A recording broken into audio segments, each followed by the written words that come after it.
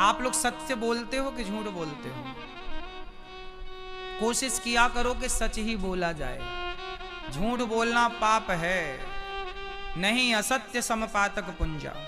असत्य से बड़ा कोई पाप नहीं है मैया। क्या बोलेंगे? सत्य। पर सत्य का ना कलयुग में हाल बड़ा बुरा है। सत्यम नास्ति तपः शौचम दया दानम न विद्यते। शौचम, पवित्रता कम है कलयुग में। क्या कम है मेरी माँ? पवित्रता। अच्छा ये बताओ, आप लोग नहा के भोजन बनाते हो कि भोजन बना के नहाते हो? मैया पहले बना लेती हो फिर नहाती हो? नहीं मैया, ओ गुलाबी मैया, पहले क्या करती हो? पहले नहा लेती हो। अच्छा ये बताओ, कितनी बार नहाना चाहिए दिन में? 1 बार, 2 बार, 3 बार, 4 बार? कितनी बार नहाना चाहिए बताओ? सत्यम नास्ति तपः शौचम। यहां शौचम शब्द का जो प्रयोग हुआ है वह इसलिए हुआ है कि आपकी शुद्धि बनी रहे। अपवित्र पवित्रो वा सर्वावस्थांगतोपि वा। बाहर की शुद्धि और भीतर की शुद्धि दोनों जरूरी है। इसलिए क्या करना चाहिए? आप जब लघुशंका जाओ तो लघुशंका जाने के बाद क्या करना चाहिए? 4 कुल्ला करना चाहिए और हाथ पांव धुलना चाहिए, तब शुद्धि होती है। और शौच करने के बाद क्या करना चाहिए? स्नान जरूर करना चाहिए। यदि आपने शौच किया और स्नान नहीं किया और आप पूरे घर में घूम रहे हैं तो क्या होगा? अशुद्ध हो जाएगा वो घर। फिर क्या होगा? देखो ऐसा है, ये बताओ कि मक्खी गंदी जगह पे आके बैठती है कि पवित्र जगह पे आके बैठती है? शुद्ध जगह में क्या शुद्ध जगह में? मक्खी कहां बैठती? मैया बैठ जाओ मेरी माँ, खड़े ना रहो मेरी माँ, बैठो। अच्छा ये बताओ, मक्खी पवित्रता में रहती है कि अपवित्रता में रहती है? जहां साफ सफाई है वहां मक्खियां होती हैं कि जहां गंदगी है वहां मक्खी होती है?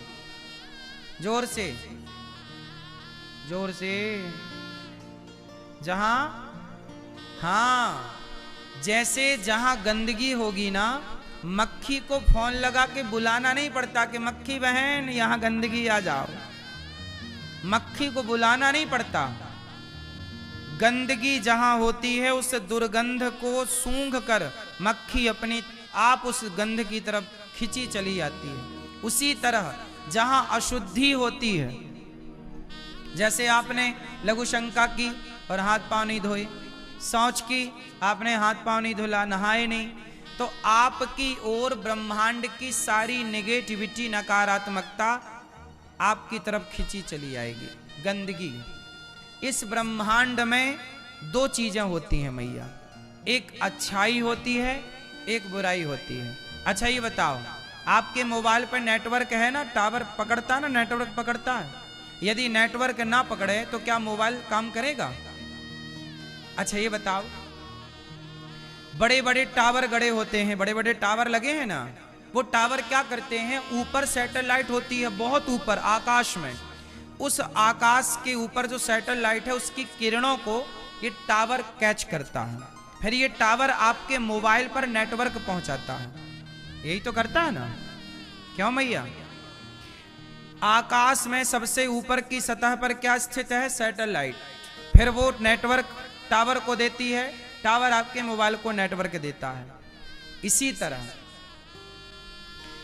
इस ब्रह्मांड में सब प्रकार का नेटवर्क है। अच्छाई के नेटवर्क भी मिल रहे हैं और बुराई के नेटवर्क भी मिल रहे हैं।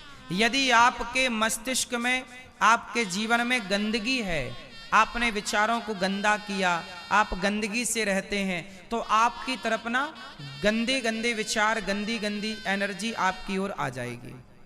बैड एनर्जी कहते हैं उसे। गुड एनर्जी और बैड एनर्जी, 2 तरह की एनर्जी होती है। मतलब अच्छाई और बुराई। इस ब्रह्मांड में अच्छाई भी है और इस ब्रह्मांड में बुराई भी है। अब आप खींचना किसे चाहते हैं अपनी तरफ? यदि आप साफ सुथरे रहते हैं, शुद्धि का, महाभारत में एक छोटी सी कथा है, कहो तो सुना दूं जरा सी, है तो बहुत बड़ी पर आपको समझाने के लिए छोटा ही बहुत। सुनो, महाभारत में एक कथा आती है राजा नल की। एक राजा थे मैया, क्या नाम था उनका? जोर से, राजा नल। क्या नाम है? जोर से भैया सुनो ध्यान से। एक राजा है नल।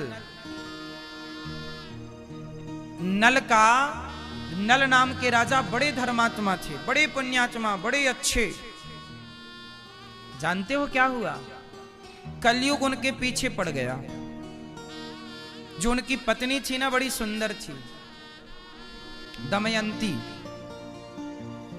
बोला कि कलयुग का मन था उस पत्नी पर, मतलब राजा नल की पत्नी इतनी सुंदर थी कि कलयुग का उस पर मन आ गया।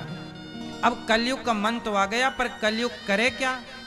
दूसरे की पत्नी को हड़पे कैसे? भाई नियम तो सबके लिए है ना, कलयुग भी थोड़ी मर्यादा को उल्लंघन कर सकता है। कलयुग, राजा नल इतने अच्छे से रहा करते थे कि कलयुग का प्रभाव राजा नल पर नहीं था। एक दिन की बात है, राजा नल ने आधी रात को उन्हें लघु शंका आ गई, सुसु आ गई। और रात के नल को जब लघु शंका आई और वो जब लघु शंका करके लौटे तो पांव धुलना भूल गए, कुल्ला करना भूल गए। इतनी सी गलती हो गई राजा नल से कि वो लघु शंका करने के बाद कुल्ला करना और पांव धुलना भूल गए। तो क्या हुआ? कलयुग उनके पास आ गया। कलयुग को मौका मिल गया पास आने का। जैसे गंदगी है तो मक्खी को मौका मिल गया आपके पास आने का, गंदगी नहीं होती तो मक्खी नहीं होती। उसी तरह राजा नल ने पांव नहीं धोए तो कलयुग आके बैठ गया। फिर वो कलयुग ने क्या कराया जानते हो? इतने बड़े राजा थे, वो कलयुग ने उनका पूरा राज्य समाप्त करा दिया, सब कुछ नष्ट करा दिया। यहां तक कि बदन ढकने को एक कपड़ा नहीं बचा राजा नल का। बड़ी लंबी चौड़ी कथा है राजा नल की। हम आपको केवल इतना सा समझाएंगे कि राजा इतने बड़े धर्मात्मा थे नल। कलयुग ने कहां प्रवेश कर लिया? दूसरे की स्त्री को देखकर, किसी बहन बेटी को देखकर यदि आपका मन चंचल हो रहा है, मतलब आपका मन उस बहन बेटी की ओर जा रहा है, इसका मतलब कलयुग आपके पास है। आपका मन किसी मर्द को, पुरुष को देखकर यदि आपका मन बार बार उस पुरुष की ओर जा रहा है, समझ लेना कि आपका मन जा रहा है, मतलब आपके पास कलयुग है। कलयुग ने आपके खोपड़ी पर निवास बना रखा है। आप शराब पीते हैं, मतलब कलयुग आपके पास है।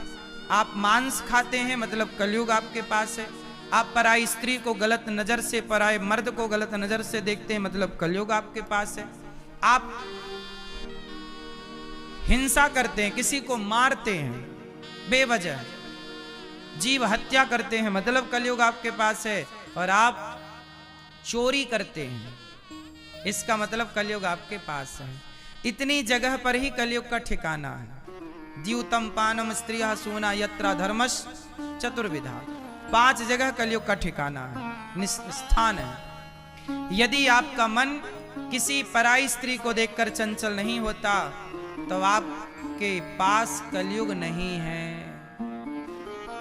आपसे मेरी विनती है कि आप अपने शुद्धि का ख्याल रखा करो, क्योंकि बड़े बुजुर्ग कहते हैं कि जैसी राखे शुद्धि वैसी बने, जोर से, जैसा खाए अन्न वैसा रहे। इसलिए तो आज से लघु शंका के बाद क्या करना है आपको? 4 कुल्ला करना है, स्त्री या पुरुष दोनों के लिए है। शौच करने के बाद बच्चों को सिखाओ कि बेटा तुम शौच करके आए हो, चलो नहाओ। पूरा नहा चुके हो तो कमर से अर्ध स्नान करो, क्योंकि ये शुद्धि ही आपकी बुद्धि बिगड़ने नहीं देगी। वरना आज के लड़का लड़कियों की बुद्धियां देख रहे हो आप, छोटे छोटे बच्चे इलू इलू कर रहे हैं। क्यों बुद्धियां भ्रष्ट हो गईं? क्योंकि शुद्धि का ख्याल आपने नहीं रखा, खान पान का ख्याल आपने नहीं रखा। चीजें बिगड़ती कहां से हैं? आपने यदि मौका दिया अपने आप को बिगड़ने का तो बिगड़ जाएगा, नहीं दिया मौका तो नहीं बिगड़ेगा।